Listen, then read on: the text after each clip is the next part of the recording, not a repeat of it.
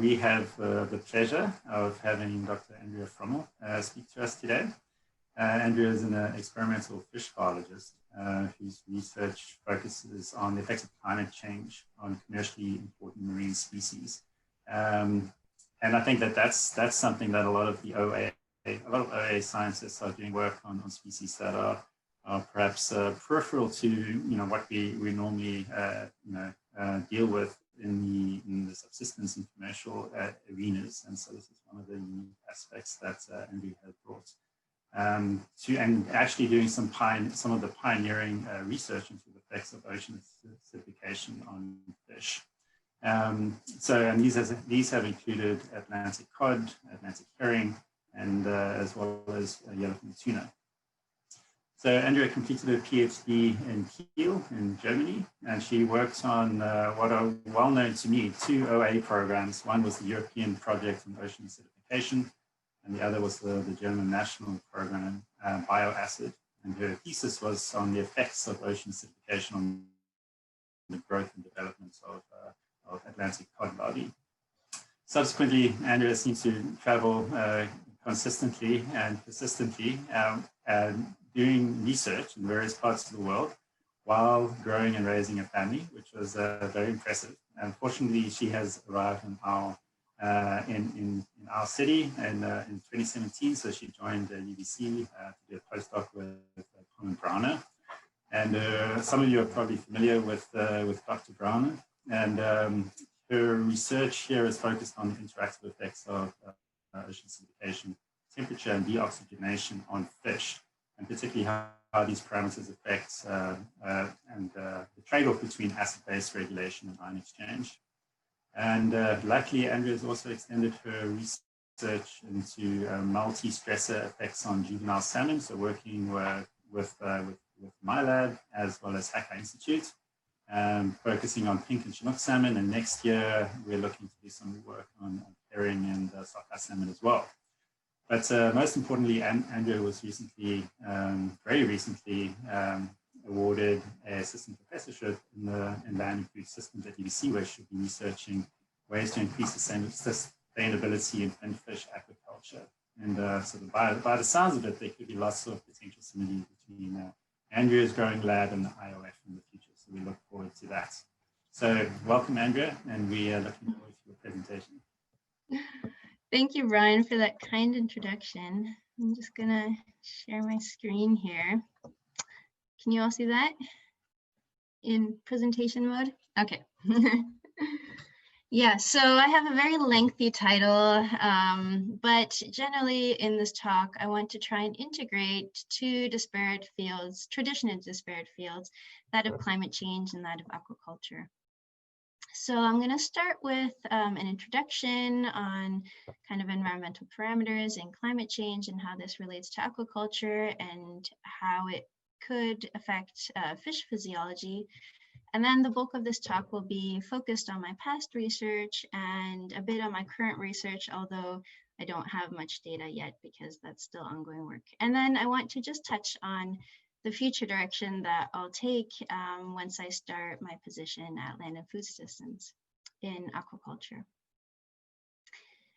So currently we're facing the challenge of feeding 9 billion people by the mid-century. So that's a 1.6 annual increase in world population. But we have about double of that annual increase in fish consumption. Yet 90% of the world fish stocks overfished or fished at capacity. So the wild fish are no longer able to supply the growing demand for fish consumption. And so one of the solutions is aquaculture. So the aquaculture industry is expanding to meet this growing demand for fish. And in recent years, it has overtaken the wild fish capture. Now, aquaculture is not a new concept, right? It's been practiced for centuries. But what is new is the world we're living in. So aquaculture is facing 2 major challenges now, that of the growing demand and therefore the need for intensification, and that of climate change that is altering the environmental parameters that the fishes are reared in. So currently we're emitting about 70 million tons of carbon dioxide per day into the atmosphere, and that's of course causing an increase in temperature of air and water. But the CO2 is also entering the oceans where it reacts with water, creating bicarbonate and carbonate and releasing hydrogen ions in the process, which is leading to a decrease in ocean pH.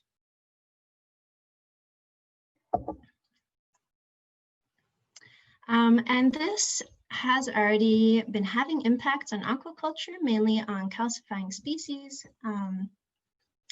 So here you see a map of Western North America. So we're up here in Vancouver, Vancouver Island, Washington, Oregon, and California.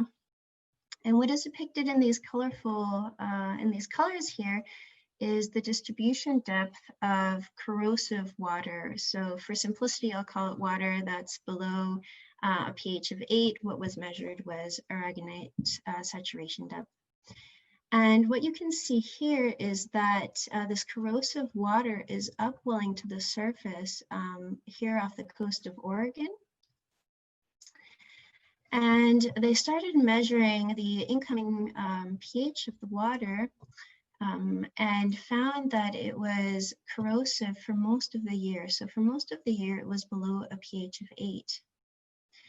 And this led to the collapse of the oyster seed production in a number of Oregon hatcheries here because the oyster larvae were no longer able to calcify in these corrosive water conditions. And this is not a singular event. So this was subsequently reported in other oyster hatcheries, namely by Taylor Shellfish in Washington and island scallops up here in Nanaimo. So this seems to be quite a widespread problem for calcifiers. We didn't really know for a long time how this might impact fish. So here you can see a graph of PCO2 conditions over the course of 3 years that was measured at Hawkeye. And you can see that CO2 cycles seasonally with low CO2 conditions in summer and high CO2 conditions in winter, mainly due to upwelling and mixing. But you also have these spikes in CO2 in summer that's associated with upwelling and tidal mixing. And just to orient you, currently we have global ocean conditions around 420 CO2, microatmosphere CO2, up from 250 from the start of the Industrial Revolution. And we're seeing levels up to 1,000. So what's predicted with ocean acidification by the end of the century. And in this area, we have a lot of salmon net pens. So the fish are exposed to these high CO2 conditions in this area. Now, recirculating aquaculture systems have been proposed as a most sustainable and environmentally sound aquaculture system and as an alternative to the net pens. So the benefits are that we're bringing the fish out of the net pens onto land where they're completely separated from the natural environment and from wild stocks, reducing problems associated with disease, etc. Also in these recirculating aquaculture systems, you're able to control abiotic factors such as temperature, light, oxygen, and salinity to optimize them for best fish growth and welfare. And they're also, of course, useful for rearing early life stages that aren't able to be reared in the net pens yet. However, in these recirculating aquaculture systems, CO2 readily accumulates because it's so soluble in water, and it's really difficult to scrub CO2 out of the system. So CO2 levels accumulate up to 3,000 microatmospheres, or around 40 milligrams per liter, and safe levels in RAS are considered around 10,000. So that's 10 times higher than what is predicted with end of the century ocean acidification conditions. And from aquaculture literature, we know that these high CO2 levels cause a respiratory acidosis in the fish, leading to slow growth, low food conversion efficiency, and also have behavioral effects such as aggression. So those are all problems for aquaculture. Yet CO2 removal is a very costly process. So CO2 levels do limit the fish density and determine the system flow through these filters here. And there's high energy costs associated with pumping the water. So in order to manage CO2 levels in RAS, it's imperative to have reliable data on fish tolerance to CO2.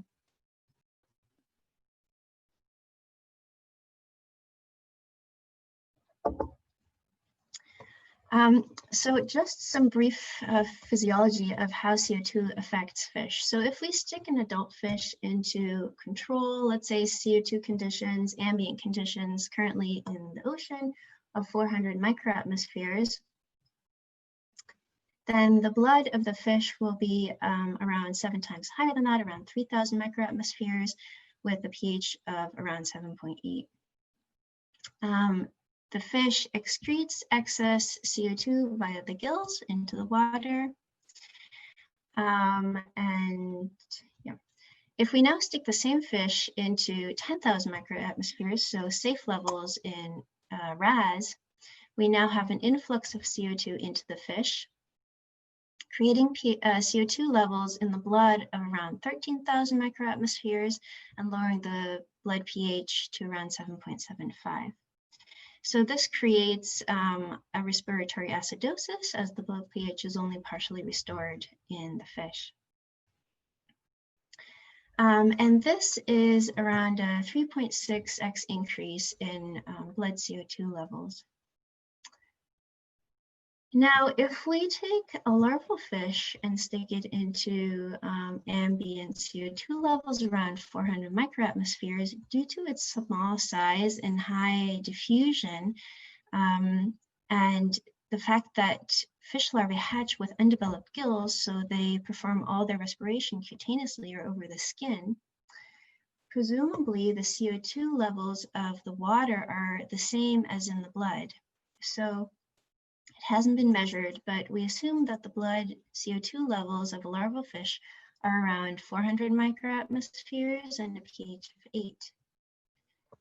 If we now take the same 3.6x increase that we had for the adult fish, we arrive at ambient water levels around 1,500 microatmospheres CO2, causing the same respiratory acidosis in the larval fish.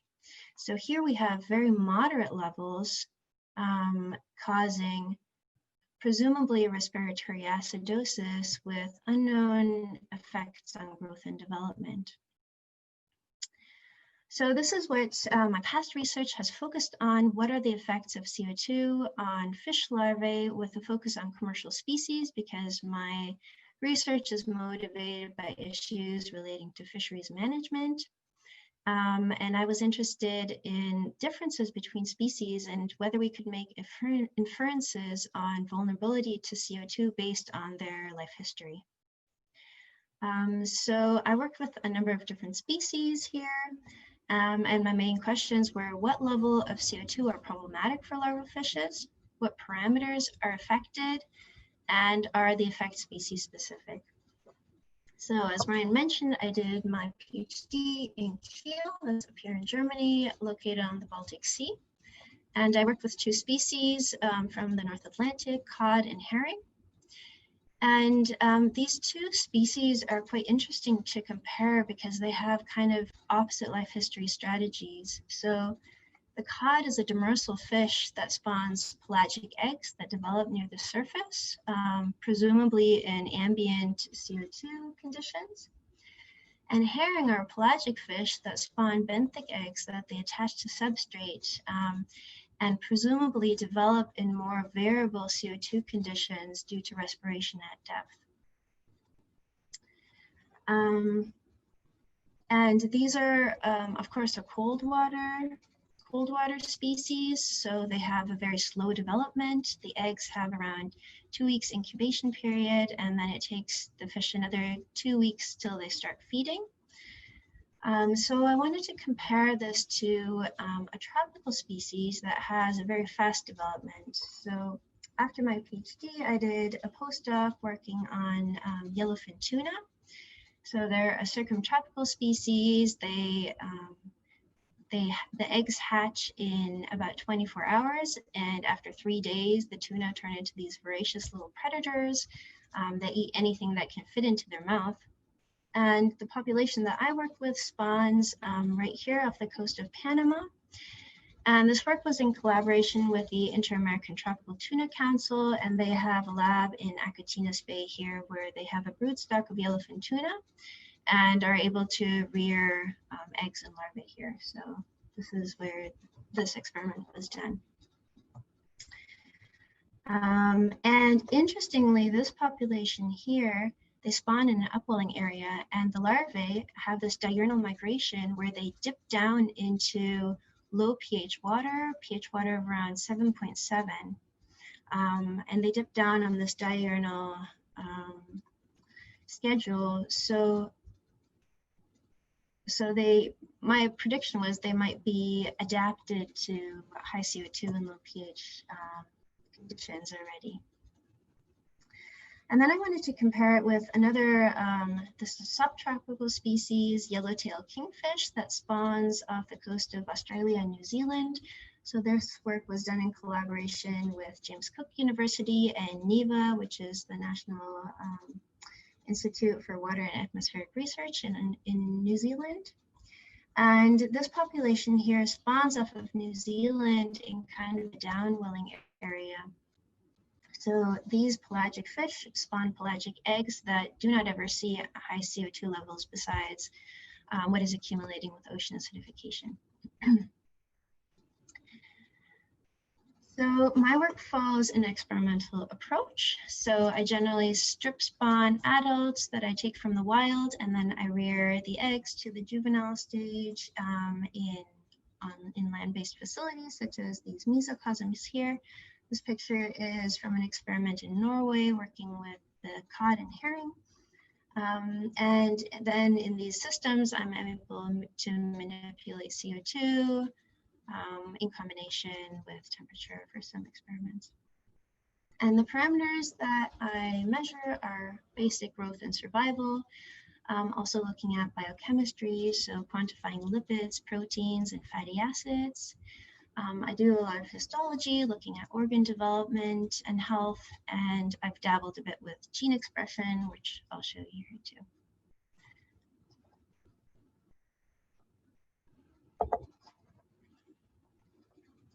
So in light of time, I'm not going to go through every experiment with you, but kind of show you some general trends that I've found working with these fish. So this is work from the herring project, where I found that CO2 decreased with growth. So on the x-axis, we have age up to 39 days post-hatch.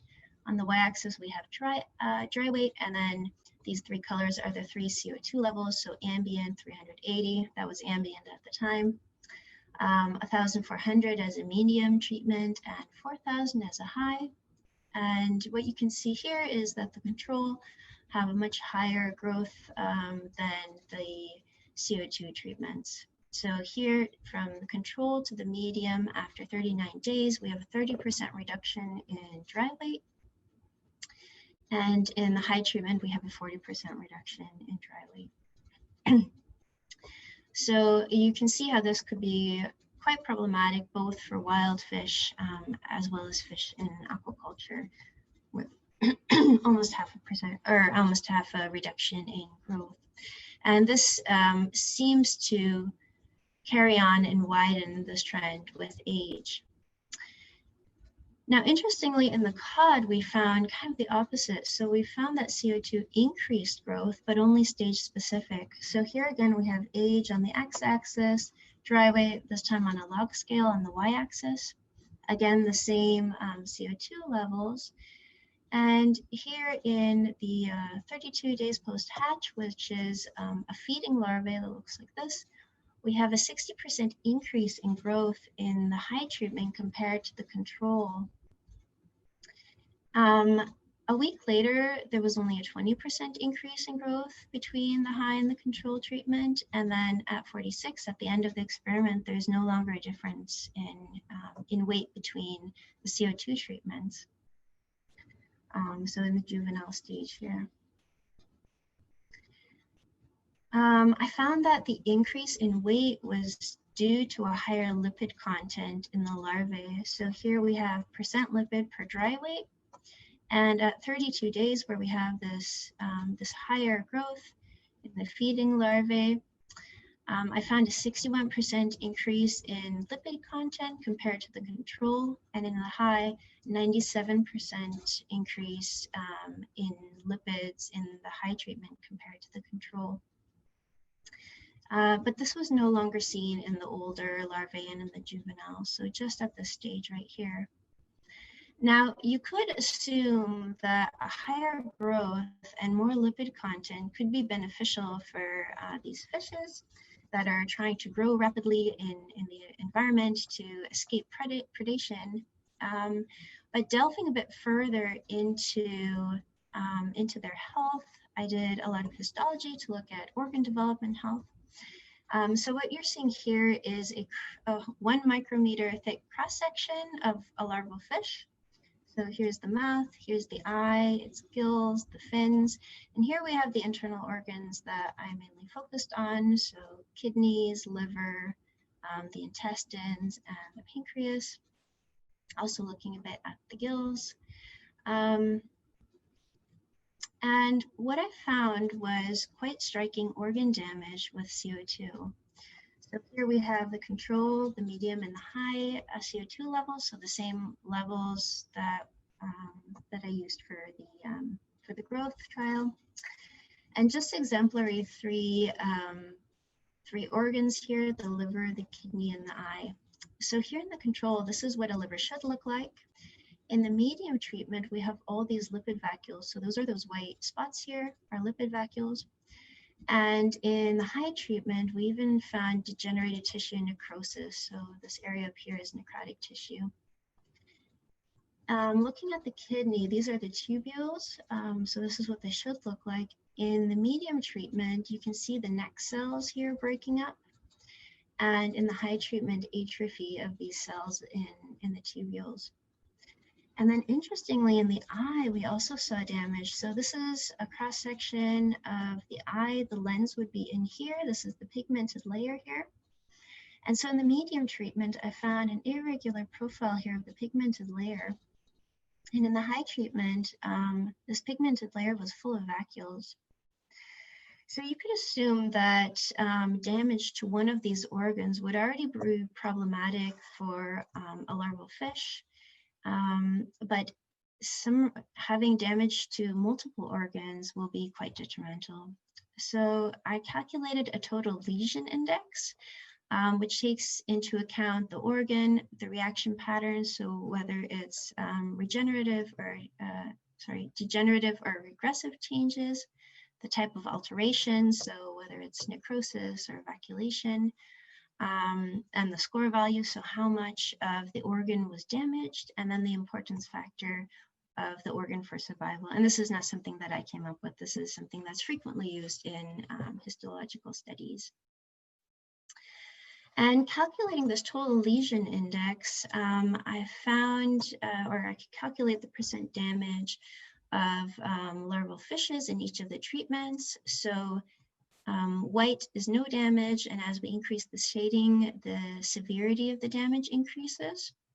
And you can see that the control fish also have a bit of damage. That's natural alterations occurring with development, and that the larvae is generally able to overcome and grow out of. But in the high, there was no larvae that didn't have any form of damage, and most of them had quite severe damage that will affect their survival. So in this study, we were unfortunately not able to quantify mortality because we're working in these very large mesocosms and dead larvae just disintegrate and are eaten very quickly. But in the subsequent study with yellowfin tuna, we were able to link CO2 organ damage with CO2 to mortality. So in the yellowfin tuna, I found very similar organ damage. Here we had a few different CO2 levels, so 370 as a control up to 10,000. And you can see the same lesion index as calculated for the cod, increasing, some damage increasing with increasing CO2 level. And here we were able to link it to a decrease in survival. So here between the control and 2000, we saw a 27% reduction in survival. To the 4000 treatment, which was the highest for the cod study, we found a 64% reduction in survival. And then up to 10,000, only a 70% reduction in survival. So that not that much different between 4,000 and 10,000. And remember, 10,000 microatmospheres, that's what's still considered safe in these RAS systems, so for aquaculture. So 4,000 seems to be this tipping point at which survival is severely reduced and where organ damage is found. So I then wanted to try and determine a mechanism of how this organ damage came about. So I looked at gene expression of some key metabolic pathways and how they might be modified by CO2. So looking at genes that are involved in the pentose phosphate pathway, in fatty acid synthesis, in glycolysis, pyruvate metabolism, and the citric acid cycle. And especially this fatty acid synthesis I was really interested in because these lipids seem to be a major factor for the organ damage. And what I found here was upregulation in a lot of the genes, especially related to carbohydrate metabolism and lipid metabolism in the medium treatment. So here on the y-axis, we have the normal reaction quotients, and this data is normalized to the control. So 1 is the control treatment, and everything above 1 is upregulation, and everything below 1 is downregulation of genes relative to the control. And then yellow is medium and orange is high treatment. And so you can see here a number of genes upregulated in the medium treatment related to carbohydrate and lipid metabolism, not so in the high treatment. So there seems to be that the larvae in the medium treatment are still able to counteract the CO2 stress, whereas the high treatment fish are not. So this offered a first glimpse into a potential mechanism of how a disruption in the lipid metabolism due to CO2 might be manifesting itself in these damages in the organ, such as these lipid vacuoles here. Now to kind of sum it all up for these 4 species that I looked at. So I found a decrease in growth for the herring, an increase in growth for the cod, again, a decrease in growth in the yellowfin tuna, but no difference in the yellowtail kingfish. Looking at organ damage, I found very similar organ damage with CO2 in the herring, the cod, and the tuna, but again, no change in the yellowtail kingfish. And looking at survival, I was not able to quantify it for the herring because again, those were reared in these large mesocosms. But a subsequent study here from our group in Kiel was able to quantify survival for cod in the same CO2 levels and found survival decreased in cod. Our study found a decrease in survival in yellowfin tuna with CO2. But again, no change for the yellowtail kingfish. Now, if we go back to this map and summarize the main answers I found was that CO2 levels as low as 1,500 microatmospheres were able to induce changes in larval fishes. So that was the medium treatment. A lot of vital parameters were affected. So growth, development, survival, health, and metabolism. But the effects were very species specific, and contrary to my hypothesis that we could draw inferences from their life history strategy and whether the larvae would naturally experience CO2 in their environment, there was no trend of that with CO2 vulnerability to these future CO2 scenarios. So the yellowtail kingfish that spawns in this downwelling area and doesn't see high CO2 levels was not affected, whereas the yellowfin tuna that dips down into these high CO2 levels was quite severely affected. And there doesn't seem to be any inferences we can draw from demographics either, so whether they spawn in cold or warm areas and how quick their developmental rate is. So this has some implications for fisheries management, and a lot of the data I collect from my studies are added into models for population dynamics and ecosystem management, as well as socioeconomic fisheries models. So I'm just going to show you two here that have used this data. One is this one here, ocean acidification and socio-ecological trade-offs for the cod fishery. So the cod data went into here. And they project that with high CO2 and warming, the cod fishing opportunities will be drastically decreased with high losses in catch and profits, as well as risk of stock collapse under midterm climate change. And then the yellowfin tuna data is going into this model. This is an ongoing project where you can see that CO2 here is used as anthropogenic forcing, and this is where larval transport and mortality is entered. So this is a spatio-ecosystem and population dynamics model. Now, some implications for aquaculture. As I told you, CO2 rapidly accumulates to very high levels in these RAS systems that, are seen as the way forward of getting the fish out of the net pens and onto land. But my studies have found quite severe effects on larval fishes well below levels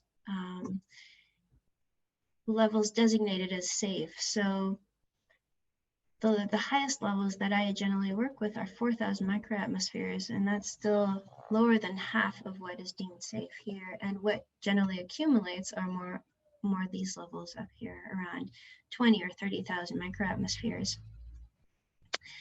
And these levels occur in about 40% of the salmon smolt hatcheries, both in flow-through and in RAS systems in Norway.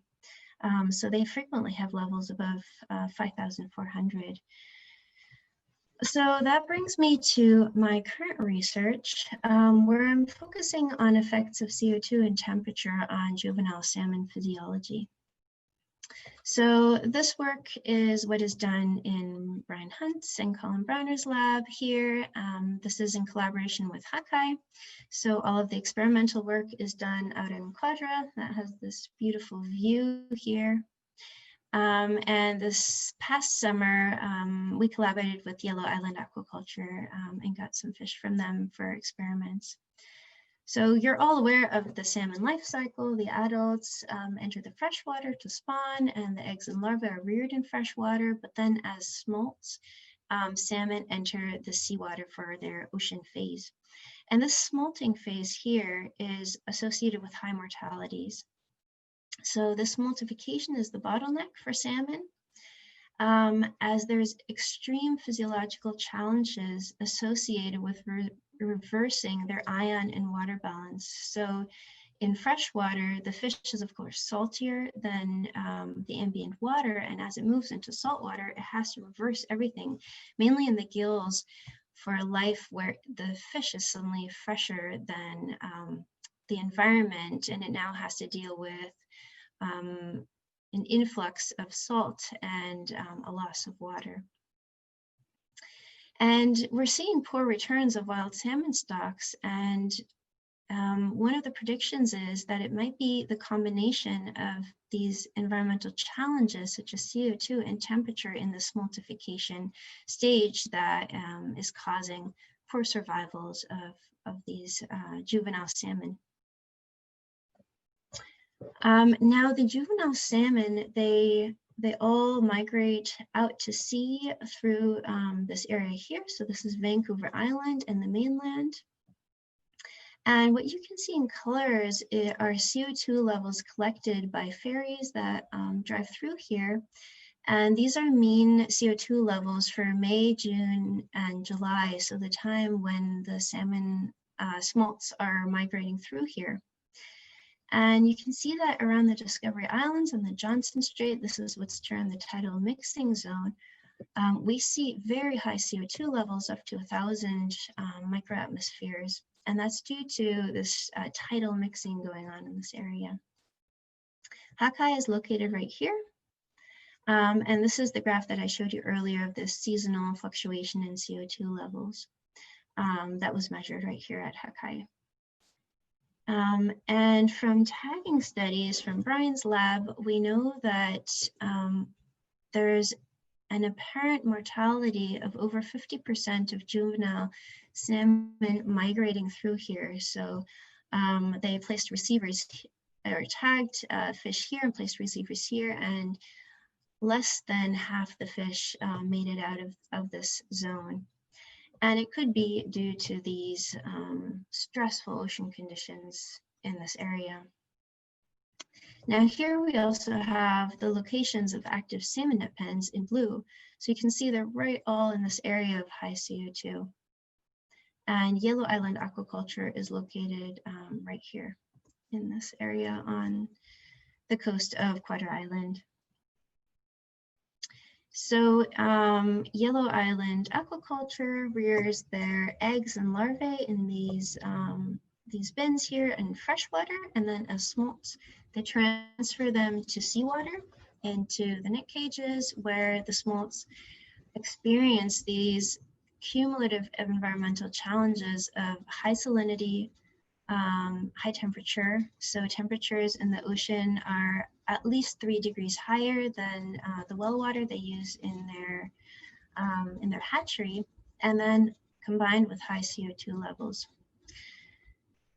So the question here is whether these combined parameters are stressful for juvenile salmon physiology. So last summer, we purchased Chinook salmon from Yellow Island Aquaculture and transported them to Hakai here, where we reared them in these tanks in 2 temperatures, so 12 and 16 degrees, and 3 CO2 treatments, 400 to 1,000 microatmospheres, and also a fluctuating treatment. So this cycled through 400 to 2,000 on a 24-hour cycle to mimic more what's going on in nature.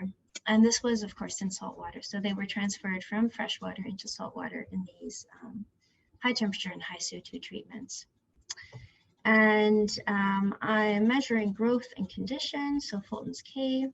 I took a lot of samples of the gills for measuring sodium, potassium, ATPase isoforms. So there's 2 isoforms, one associated with freshwater and one with saltwater. And then also enzyme activity of these of this proton pump, so the sodium, potassium, ATPase, to determine how effective they are at smoltifying in these conditions. And then I also took blood samples, so that's the picture down here, to measure plasma ions, so chloride and sodium, which gives ion status of blood. So these experiments were just completed this summer, and I'm now chugging away in the lab to get the answers to that. So you have to wait to the next seminar for the revelation whether these conditions are problematic for salmon physiology or not.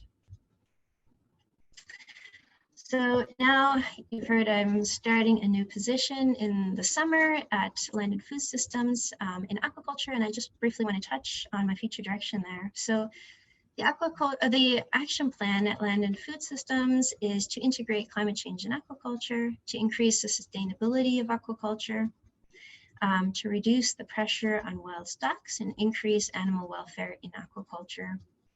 So for working at Land and Food Systems, I've designed a research program that addresses these issues, focusing on the early life stages. So I have 4 major research pillars. The first one being environmental conditions, so expanding on what I'm working on now with the CO2 to other environmental parameters important for aquaculture. Working on fish welfare and production, so working to design things that can be easily implemented into aquaculture practices that will improve the fish welfare. So this here is a little sturgeon larvae that was found. If you rear them on substrate, they have much better survival and condition than reared in bear tanks. The third pillar is sustainable feed, optimized for growth, health, and survival in the early life stages. So that will mainly be focusing on using black soldier fly larvae in combination with a marine algae, so this is spirulina, as feed to try and move away from reliance on fish meal and fish oil for aquaculture.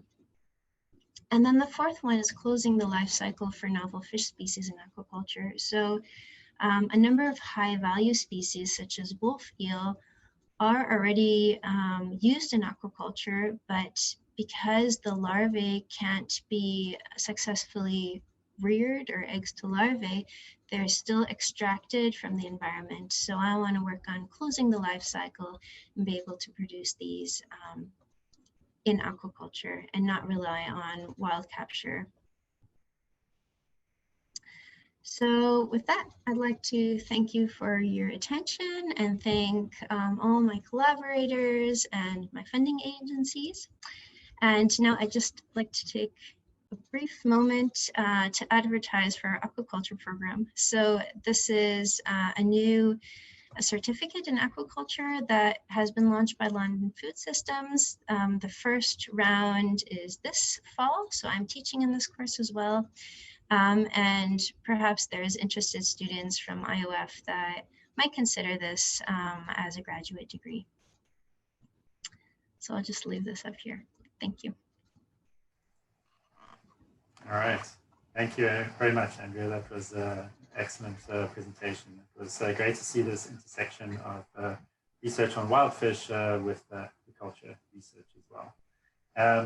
And I see that there are currently no questions in the chat, but they are going to be coming thick and fast shortly. But it gives me an opportunity to deepen and ask a question. So I think, yeah, this is a really seems like a simple question, but you know, you note this the high CO2 concentrations that you get in aquaculture systems and post-containment systems. So aren't there effective mechanisms for eliminating this high CO2 and bringing this level down to something that's more favorable for fish growth? Yeah, so I mean, there's two ways that are used to bring down CO2. One is a degassing column where water is trickled over a high surface area. So maybe a column filled with bioballs to increase the air exchange of the water with the air. They're very ineffective though for large quantities of water. So these are huge systems and they're really high stocking densities, so CO2 really accumulates. And it's not just respiration from the fish that's accumulating CO2, but also respiration from the biofilters. So in order to remove ammonia from the system, you have active biofilters where bacteria are converting the ammonia to a less toxic form of nitrogen, and this consumes oxygen and produces a lot of CO2 too. So you have a lot of CO2 in these systems, and it is really difficult to get out. An alternative to these degassing columns are liming. So there you're throwing in a calcium carbonate source to bring up the pH, but that's one, really costly, and the other, we don't really know the effects of high alkalinity on the fish. So this is something that I would like to research in the future, is whether using these liming agents that drive up the alkalinity much past natural levels, how that might affect fish physiology. But yeah, so it's difficult, it's costly, and aquaculture systems deal with anything that's above 10,000 that's deemed safe because they're not able to scrub it out effectively. Yeah. All right, so I think Gabrielle is going to take over now. Yes, I have a question from Chris Harley for you. In some invertebrates, there is a local adaptation to a high CO2 condition. Is there any evidence that may be true for fish, or are they too mobile, highly dispersive to show such local adaptation?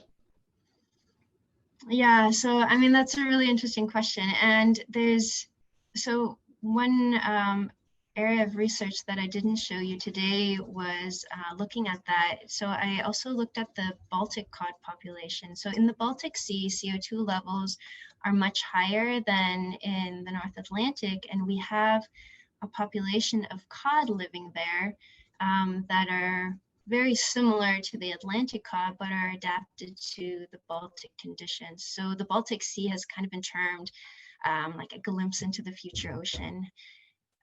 Unfortunately, the data is not quite comparable because I wasn't able to rear the cod to the same life stage as I did with the Atlantic cod.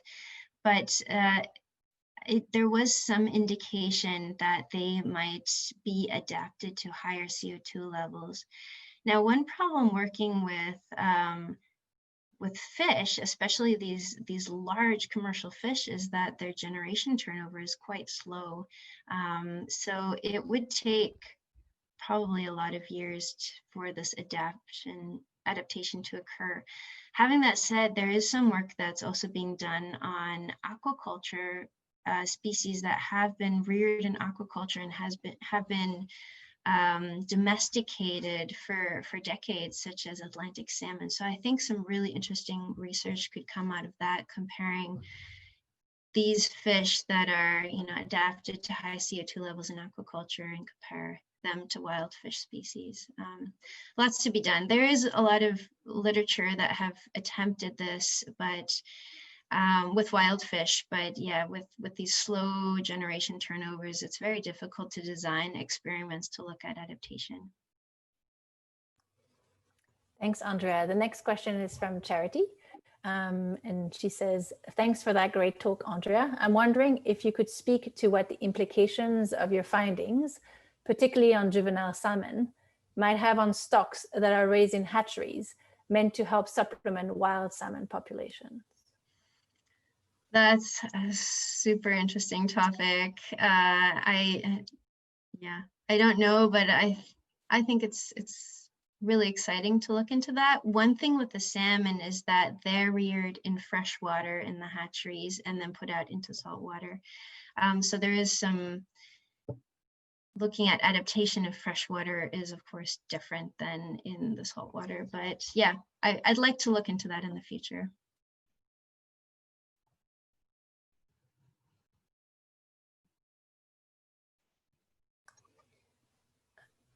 Gabrielle was having computer issues earlier, so I'm just going to jump into the queue here. But so Naomi is asking the next question. You mentioned that you also looked at effects of high CO2 on gills. Did you find any effects there? So that's something that I wasn't able to do in the larval fishes because they don't have gills, or their gills are teeny tiny and not used for respiration. So that's something that I'm getting into now with the juvenile salmon, and I'm in the lab. I don't have the data yet. I'm just starting to process that. But that will be something interesting, yeah.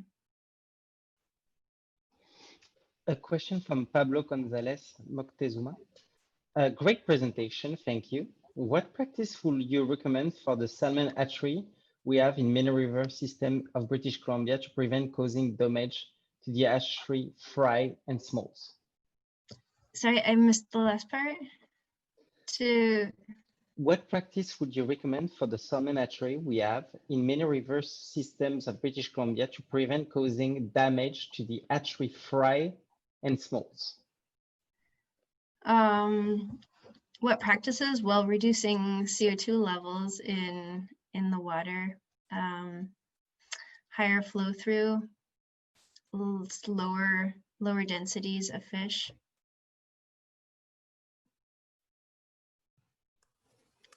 Thanks. The next question by Michelle builds a little bit on the question you had earlier, the point you touched on earlier regarding aquaculture and high intolerance and adaptation. So maybe just to see if there's something else you would like to add.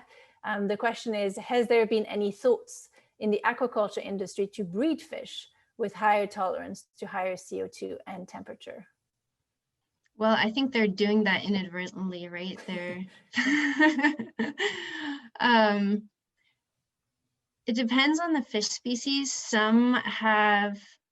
Some practices have a brood stock that's always there, that are then domesticated for decades, such as Atlantic salmon. They're quite domesticated, so that would be interesting to look at Atlantic salmon. I haven't worked on them.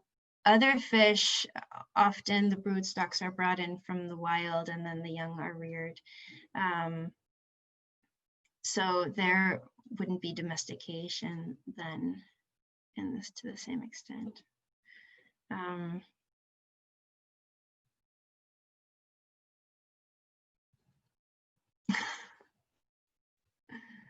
Sorry, I was just waiting if you had anything else to add. And then yeah, sorry. No worries, no worries. Wrap my head around the question again. No worries. There's, as Brian said, the questions are coming quick and fast, so we have lots of other questions. So the other one, the next one by Samantha is, great presentation, thank you. I recently read a paper on the effect of substrate additions in aquaculture, but it was never really made clear how substrate can affect fish physiology and overall growth. So can you provide some insight on how does substrate impact fish physiology, and what are some other mechanisms that may also be beneficial? Yeah, I think that's a really interesting question. So that, I would say, depends a lot on the fish species. So for a pelagic fish that has pelagic larvae, I don't think substrate would be beneficial, or it's not as beneficial as for a benthic and demersal species. So some work that I'm doing right now already is on sturgeon. So they have these sticky eggs that they lay onto substrate, and the larvae hatch and hide in these interstitial spaces of the gravel.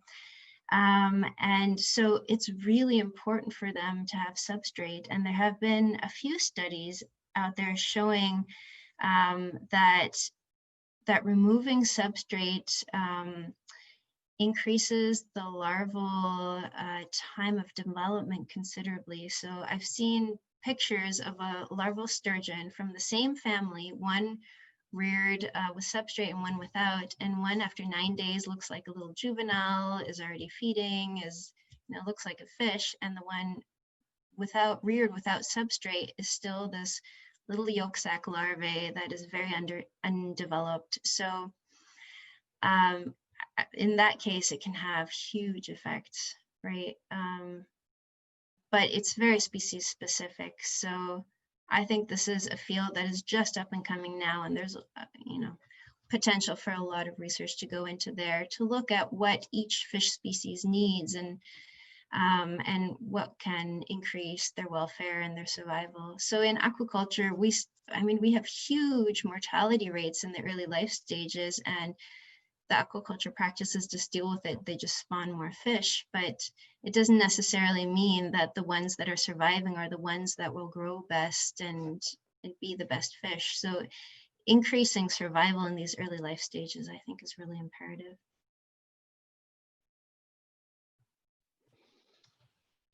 So a question from Spencer Cherison.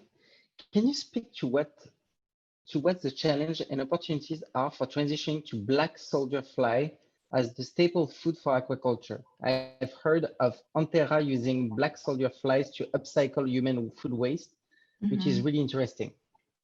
Yeah, I think that's a really interesting topic too. So the great thing about black soldier fly larvae is that it could be a circular food production because you can feed them with human waste, human food waste. Sorry. Black soldier fly larvae are a great source of protein, and they're easily reared in really high numbers. So they could be an excellent source of protein for larval fish, and they're already used for, I think, poultry. So for fish, it's just in the experimental stages yet, but it's something I want to get into.